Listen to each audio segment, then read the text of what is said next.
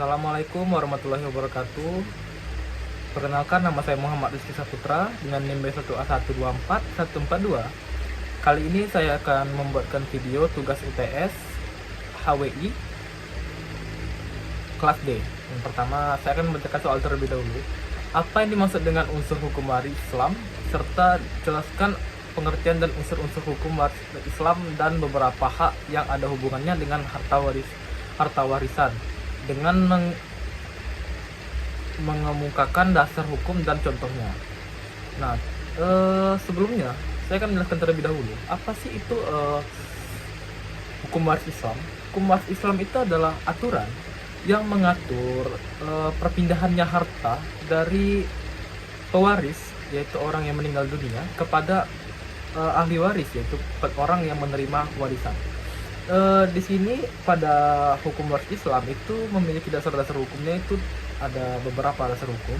Yang pertama itu ada dari Al-Quran. Kalau dari Al-Quran itu ada pada surat An-Nisa ayat 7, ayat 11, dan juga ayat 12.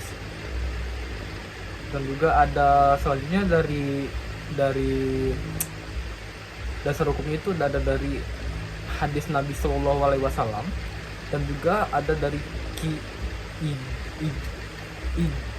ijma dan kias. Selanjutnya saya akan menjelaskan unsur-unsur dari hukum waris Islam. Yang pertama itu ada unsur al-muwaris. Al-muwaris ini adalah orang yang meninggalkan warisan, orang yang meninggal dunia meninggalkan warisan. Yang kedua ada al-waris. Al-waris ini adalah orang yang menerima warisan dari orang yang meninggal gitu. Jadi al-waris ini adalah ahli waris lah gitu, seperti itu. Nah, yang ketiga itu ada al-maurits. Al-maurits ini adalah harta peninggalan yang ditinggalkan oleh orang yang meninggal dunia. Jadi al-maurits ini adalah hartanya. Hak-hak yang terkait dengan harta warisan itu ada beberapa. Seperti yang pertama itu ada biaya pemakaman. Jadi sebelum dibagikannya warisan ini diwajibkan untuk kayak membayar biaya pemakaman yang terlebih dahulu. Terus yang kedua adalah pelunasan hutang. Misalnya pewaris memiliki hutang sebesar 50 juta, maka dari total warisannya itu dipotong 50 juta, barulah bisa dihitung nantinya. Yang ketiga itu ada pelaksanaan wasiat. Pelaksanaan wasiat ini misalnya contohnya seperti ini. Pewaris itu memiliki anak angkat. Nah, kalau dalam Islam, anak angkat ini tidak masuk ke dalam warisan penerima waris. Kenapa? Karena anak angkat ini tidak ada nasabnya gitu. Dan juga pembagian wasiat ini itu ada maksimal hartanya, yaitu sepertiga dari harta. Jadi hanya bisa menerima sepertiga, tidak bisa lebih.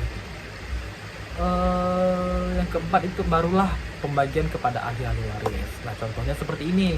Misalnya tadi si A meninggal dunia meninggalkan uang sebesar 250 juta. 250 juta ini digunakanlah dulu untuk membayar pemakaman misalnya 10 juta. Pelunasan hutang pewaris misalnya 30 juta. Barulah yang terakhir itu pelaksanaan wasiat misalnya 10 juta. Berarti total ada 50 juta. Jadi total dari uang 250 juta ini, harta warisnya yang bersih itu karena dipotong tadi tinggal 200 juta, seperti itu. Barulah bisa diwariskan kepada para ahli waris. Baik, selanjutnya saya akan menjawab pertanyaan nomor 2. Saya akan membacakan soal nomor 2 terlebih dahulu. Ahli waris dalam hukum waris Islam dapat dikelompokkan ke dalam kelompok ahli-ahli waris laki-laki dan kelompok ahli-ahli waris yang perempuan. Sebutkan kelompok ahli waris tersebut secara berurutan, dan jika semua waris tersebut ada, maka jelaskan ahli-ahli waris yang paling berhak. Baik, saya akan menyebutkan terlebih dahulu kelompok ahli waris dari laki-laki. Yang pertama itu kalau dari laki-laki ada anak laki-laki. Kedua ada cucu laki-laki dari anak laki-laki. Ketiga itu ada ayah. Keempat ada kakek. Kelima ada saudara laki-laki sekandung. Keenam ada saudara laki-laki seibu. Ketujuh ada saudara laki-laki seayah. Kedelapan ada anak laki-laki dari saudara laki-laki. Kesembilan ada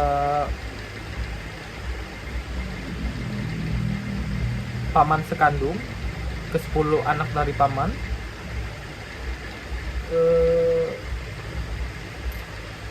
Ke-11 anak seayah, anak dari paman. 12 itu suami, 12 itu suami. 13 itu laki-laki yang memerdekakan budak, itu kalau dulu. 14 itu ada laki-laki yang mengangkat dalam nasab, dan ini kalau jika sah. Dan 15 itu ada asobah laki-laki, begitu. Selanjutnya itu ada urutan dari perempuan. Yang pertama itu dari anak perempuan, kedua itu cucu perempuan dari anak laki-laki, ketiga itu ibu, keempat itu nenek, kelima itu saudara kandung, keenam itu saudari seayah, ketujuh itu saudari seibu, kedelapan istri, kesembilan perempuan yang memerdekakan budak. Nah ini dulu, kalau sekarang sudah tidak ada lagi. Dan 10 itu ahli waris pengganti perempuan. Nah yang paling berhak tuh apa saja sih? Yang paling berhak tuh jika semuanya ada. Yang pertama itu adalah anak laki-laki dan anak perempuan, yang dimana ini tuh menjadi prioritas utama. Kalau yang kedua itu barulah orang tua, ayah ataupun ibu, ayah dan juga ibu mendapatkan bagian tetap. Baru yang terakhir itu baru suami atau istri mendapatkan bagian setelahnya, seperti itu. Baik, selanjutnya saya akan menjawab pertanyaan nomor 3. Saya akan membacakan soalnya terlebih dahulu. Sebutkan dan jelaskan sumber hukum waris Islam dan mengapa para imam mazhab berbeda pendapat dalam menentukan sumber hukum waris Islam. Jelaskan dengan mengemukakan contohnya. Kenapa sih imam mazhab itu bisa memiliki pandangan yang berbeda-beda gitu? Yang pertama kita harus tahu dulu sumber dari hukum Islam itu ada dari, sudah saya sebutkan sebelumnya, ada dari Al-Quran, ada juga dari hadis Nabi SAW, ada juga dari ijma ulama, dan juga ada dari kias. Nah di sini tuh saya kasih contoh misalnya seperti ini nih. Kalau mazhab perbedaan pendapatnya itu saya kasih seperti ini. Misalnya kalau mazhab Syafi'i itu lebih ketat kepada nasnya Al-Quran. Kalau mazhab Hanafi itu lebih banyak memakai kias dan istihsan. Contohnya seperti ini. Dalam kasus misalnya ada pembagian warisan kakek dan saudara. Kalau Imam Hanafi itu memberikan prioritas kepada sang kakek. Sedangkan kalau sementara Imam Hanafi Syafi'i ini menggabungkan keduanya menjadi satu, namun sesuai dengan kondisi dari ahli waris tersebut gitu. Baik, selanjutnya saya akan menjawab lagi nomor 4. Saya akan membacakan soalnya terlebih dahulu. Jika dipelajari dalam Al-Quran dan Al-Hadis, maka sekurang-kurangnya terdapat 5 asas tentang hukum waris Islam, yakni akibat kematian, ijbari, bilateral, dan individual, dan keadilan berimbang. Jelaskan arti dari kelima asas tersebut dengan mengemukakan contohnya. Nah, terlebih dahulu saya akan menjelaskan dari arti asas yang pertama, yaitu akibat kematian. Akibat kematian ini adalah warisan yang artinya itu warisan hanya terjadi jika pewaris itu meninggal dunia. Contohnya seperti ini. Harta dibagikan setelah kematian sah dari pewaris. Yang kedua itu ada ijbari. Ijbari ini adalah pembagian warisan terjadi otomatis menurut dari hukum, bukan atas kehendak pewaris. Contohnya seperti ini. Tidak boleh memberi warisan semaunya pewaris sebelum dia meninggal. Seperti itu. Jadi harus ada aturannya. Yang ketiga itu ada bilateral. Bilateral ini adalah contoh warisan bisa dari pihak manapun, seperti ayah ataupun ibu. Contohnya seperti ini. Anak mewarisi dari ayah atau ibu gitu. Jadi anak mendapatkan warisan dari ayah ataupun ibu. Contohnya seperti itu kalau bilateral. Nah kalau individual itu tiap ahli waris mendapatkan bagiannya sendiri-sendiri, bukan secara kolektif. Contohnya seperti ini ya. Anak laki-laki itu dapat 2 bagian, anak perempuan dapat 1 bagian. Jadi anak perempuan mendapatkan miliknya sendiri, yaitu 1 bagian, dan anak laki-laki mendapatkan miliknya sendiri, yaitu 2 bagian, seperti itu. Nah yang terakhir itu keadilan berimbang. Keadilan berimbang ini adalah pembagian sesuai tanggung jawab sosial. Contohnya seperti ini. Laki-laki itu mendapatkan 2 kali karena wajib menafkahi keluarganya juga gitu. Makanya di sini dibikin pembagian sesuai itu tanggung jawab sosial, karena laki-laki itu kan tanggung jawabnya untuk keluarganya itu. Contohnya seperti ibu, istri, dan anaknya seperti itu. Jadi laki-laki itu mendapatkan lebih besar dari perempuan, itu 2-1 seperti itu. Selanjutnya nomor 5, saya akan membacakan soal yang terlebih dahulu. Sebutkan dan jelaskan sebab-sebab waris mewarisi serta sebab-sebab tidak mewarisi dalam hukum waris Islam dengan mengemukakan dasar hukum dan contohnya. Baik, sebab-sebab apa sih yang mewaris itu tidak mewarisi dalam hukum waris Islam gitu loh. Yang pertama, sebab mewarisi itu karena nasabnya gitu loh. Jadi pewaris itu memiliki hubungan darah dengan yang penerima waris atau ahli waris, itu hubungan darah, itulah nasabnya gitu. Terus yang kedua itu perkawinan sah, adanya perkawinan sah gitu antara pewaris dan ahli waris gitu, seperti suami dan istri. Terus yang ketiga, adanya wala. Wala ini itu memerdekakan budak, itu sudah tidak digunakan lagi di zaman sekarang, tapi di zaman dulu ada memerdekakan budak seperti itu. Nah kalau sebab yang tidak mewarisi, itu yang pertama ada pembunuhan terhadap pewaris. Jadi pewaris ini tidak dapat mewarisi jika dia dibunuh gitu. Terus yang kedua ada perbedaan agama. Jadi misalnya pewaris ingin mewariskan, namun ahli warisnya itu berbeda agama, itu tidak dapat diberikan. Yang ketiga ada perbudakan. Nah perbudakan ini dulu, cuma sekarang sudah tidak ada lagi. Perbudakan ini termasuk salah satu yang membuat tidak mewarisi gitu. Sumber hukumnya itu dari HR Abu Dawud, yang mengatakan tidak mewarisi pembunuh sedikit pun dari warisan, dari situ. Terus yang keenam, saya akan membacakan soal yang terlebih dahulu. Mengapa laki-laki memiliki hak 2 kali lipat daripada perempuan dalam hukum waris Islam? Jelaskan dengan mengemukakan dasar hukum dan contohnya. Kenapa sih laki-laki itu memiliki warisan yang lebih besar dari perempuan? Kenapa dibikin sedemikian gitu? Karena seperti ini, laki-laki itu memiliki tanggungan yang lebih besar, yang dimana laki-laki ini memiliki tanggung jawab untuk menafkahi istri, ibunya, dan anaknya gitu loh. Kalau perempuan, kalau dia mendapatkan warisan tersebut, dia nggak wajib untuk menafkahi menafkahi ibu, menafkahi istri, suaminya, ataupun anaknya, itu dia nggak wajib. Yang wajib itu laki-laki. Itulah kenapa laki-laki itu lebih besar. Itu ada juga dasar hukumnya ini tuh dari surat An-Nisa ayat 11 yang mengatakan bagian anak laki-laki sama dengan 2 bagian anak perempuan, seperti itu. Contohnya seperti ini. Ada harta warisan itu 120 juta. Ahli waris itu memiliki ada 2 anak laki-laki dan 1 anak perempuan. Totalnya itu jadinya 2. Karena tadi laki-laki dan perempuan itu banding 1, jadi laki-laki mendapatkan 2 dan perempuan mendapatkan 1. Karena ada 2 anak laki-laki dan 1 anak perempuan, 2 anak laki-laki ini mendapatkan 2 bagian. Yang pertama 2, dan anak perempuan ini mendapatkan 1 bagian, seperti itu. Jadi anak laki-laki masih mendapatkan, misalnya ada tadi 120 juta. Jadi 120 juta ini duanya itu sekitaran 48 juta. Jadi laki-laki ini dua-duanya mendapatkan 48 juta. Nah, yang perempuan ini mendapatkan 1 bagian, yaitu 24 juta, seperti itu.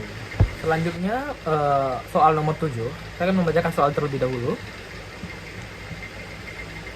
Ahli waris dalam hukum waris Islam dapat dikelompokkan ke dalam kelompok ahli waris zawil furud, asobah, dan ahli waris pengganti atau mawali. Jelaskan apa yang dimaksud dengan kelompok ahli waris zawil furud tersebut dan bagaimana perbedaan antara kelompok ahli waris zawil furus dengan asobah serta ahli waris pengganti. Nah, sebelumnya kita harus tahu dulu ahli waris furus itu apa sih? Itu ahli waris furus itu adalah ahli waris yang bagian sudah ditetapkan dalam Al-Quran. Apa aja sih yang udah ditetapkan? Itu seperti seperdua, sepertiga, seperempat, seperenam, seperdelapan, dan 2/3. Terus asobah, lanjut ke asobah. Asobah itu apa sih? Asobah itu adalah ahli waris yang menerima sisa dari bagian yang sudah diberikan kepada zawil furus tersebut. Jadi zawil furus dulu yang dibagi, barulah nanti asobah yang menerima sisanya, seperti itu. Yang terakhir tuh ada mawali atau ahli waris pengganti. Itu adalah ahli waris yang menggantikan kedudukan ahli waris yang sudah meninggal terlebih dahulu. Contohnya seperti ini: cucu menggantikan ayahnya, anak dari pewaris yang meninggal lebih dulu. Perbedaannya apa sih dari ketiga tadi? Perbedaan itu pada zawil furus, pembagiannya itu pasti. Jadi zawil furus ini mendapatkan bagian pastinya, itu seperti tadi. Contohnya kayak istri mendapatkan 1/8, ibu mendapatkan 1/6, anak perempuan mendapatkan 1/2, seperti itu. Itu sudah pasti gitu. Kalau asobah ini bagian sisa, jadi asobah ini mendapatkan sisanya gitu. Sisanya misalnya ada 50 juta, maka asobah mendapatkan dari 50 juta tersebut gitu. Dan juga asobah ini seingat saya tidak boleh ada dua, cuma ada boleh satu asobah dalam satu warisan, seperti itu juga. Dan kalau mawali ini pengganti ahli waris yang wafat terlebih dahulu, bedanya seperti itu. Saya akan lanjutkan selanjutnya. Saya akan melanjutkan kepada nomor 8. Nomor 8 sebaiknya saya baca soal terlebih dahulu. Apa yang dimaksud dengan hijab atau penghalang dalam hukum waris Islam, serta jelaskan macam-macam hijab dan hukum waris Islam dengan mengemukakan dasar hukum dan contohnya. Apa sih hijab itu gitu loh kan? Hijab ini adalah hal yang menghalangi seseorang untuk mendapatkan warisan karena ada ahli waris yang lebih dekat hubungannya gitu. Jadi ada ahli waris itu yang lebih dekat hubungannya. Makanya orang yang terkena hijab ini tidak mendapatkan warisan. Macam-macam hijab itu ada dua. Ada hijab nuksan dan juga ada juga hijab hirman. Bedanya apa? Hijab nuksan ini itu mengurangi bagian. Contohnya seperti ini. Ibu mendapatkan 1/6 jika pewaris punya anak gitu. Nah, jadi kalau misalnya ibu punya anak, pewaris punya anak, ibunya mendapatkan 1/6. Nah, kalau di hijab firman itu menghalangi total. Contohnya seperti ini, ada saudara kandung terhalang oleh adanya anak laki-laki. Jadi anak laki-laki ini hubungannya lebih dekat dengan pewaris gitu. Hubungannya lebih dekat dengan pewaris, makanya saudara kandung laki-laki ini itu tidak mendapat karena saudara laki-laki kandung ini juga asobah. Nah, asobah itu tidak boleh dua. Kalau sudah dekat dengan anaknya laki-laki, nah ya nanti saudara laki-laki ini tidak dapat lagi warisannya, seperti itu. Kalau dasar hukumnya ya masih sama dari Quran surat An-Nisa ayat 11 sampai 12, seperti itu. Selanjutnya saya akan menjawab pertanyaan nomor 9 lagi. Sebaiknya kita baca soal terlebih dahulu. Bagaimana kedudukan anak angkat dalam hukum waris Islam, serta bagaimana perbedaan kedudukan hukumnya dengan hasil ijtihad para ulama Indonesia. Terus jelaskan dengan mengemukakan dasar hukum dan contohnya. Nah, ditanyakan kayak kedudukan anak angkat gitu. Tadi sudah saya singgung sedikit di atas. Anak angkat ini tidak otomatis menjadi ahli waris karena tidak ada hubungan nasabnya gitu.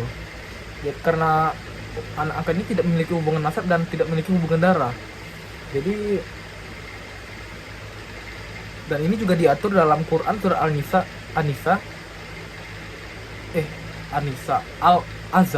Al-Ahzab ayat 4 sampai 5. Nah, di sini menurut hasil ijtihad para ulama Indonesia, itu anak angkat ini dapat diberikan bagian melalui wasiat gitu. Melalui wasiat dengan maksimal itu 1/3 dari harta. Contohnya seperti ini. Pewaris itu memiliki anak angkat maka dapat diberikan bagian sepertiga kepada anak angkat tersebut, tapi bukan melalui garis keturunan warisan, melainkan eh, wasiat wasiat dari pewaris gitu loh, memiliki wasiat yang diwasiatkan kepada pemberi waris untuk memberikan kepada anak angkatnya, yaitu hanya maksimal sepertiga dari harta, seperti itu. Baik, selanjutnya saya akan menjawab soal nomor 10. Soalnya kan saya tampilkan di sini. Baik, dari soal tadi kita dapat simpulkan bahwa total uangnya itu tadi, uang bersihnya itu sekitar 9 miliar. Nah, tapi tadi ada beberapa hitungan di awal yang dimana itu sebagai hutang. Di sini ada hutang kesehatan, biaya pemakaman, dan hutang. Totalnya kalau kita gabungan ada 500 juta. Jadi kita hitung dulu 9,9 miliar ini dikurangi dengan 500 juta, maka uang bersih untuk dibagikannya itu kita dapatkan yaitu 8,5 miliar. Tapi sebelum dibagikan tadi ada wasiat terlebih dahulu, yang dimana wasiat ini untuk si Z.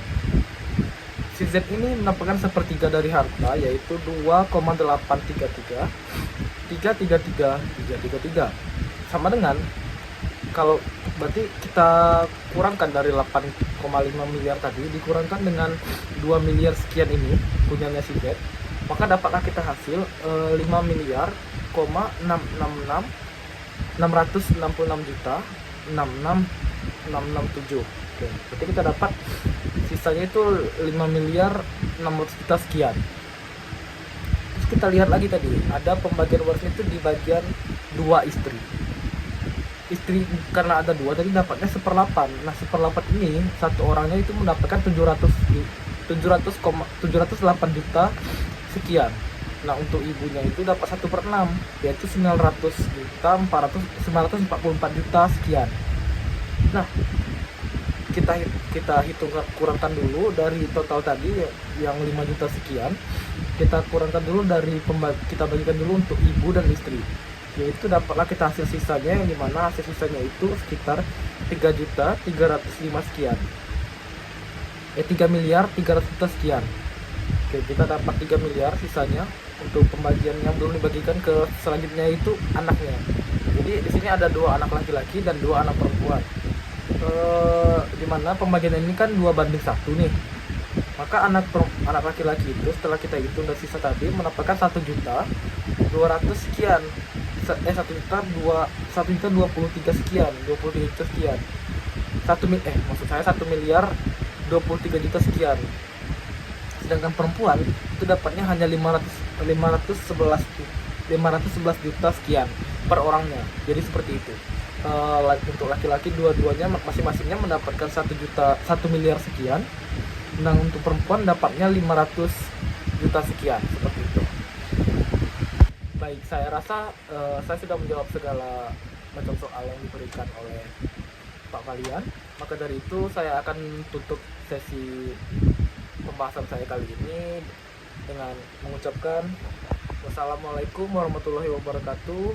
Ada baiknya saya memperkenalkan diri saya lagi, yaitu nama saya Muhammad Rizky Saputra dengan NIM B1A124142, program studi ilmu hukum kelas D.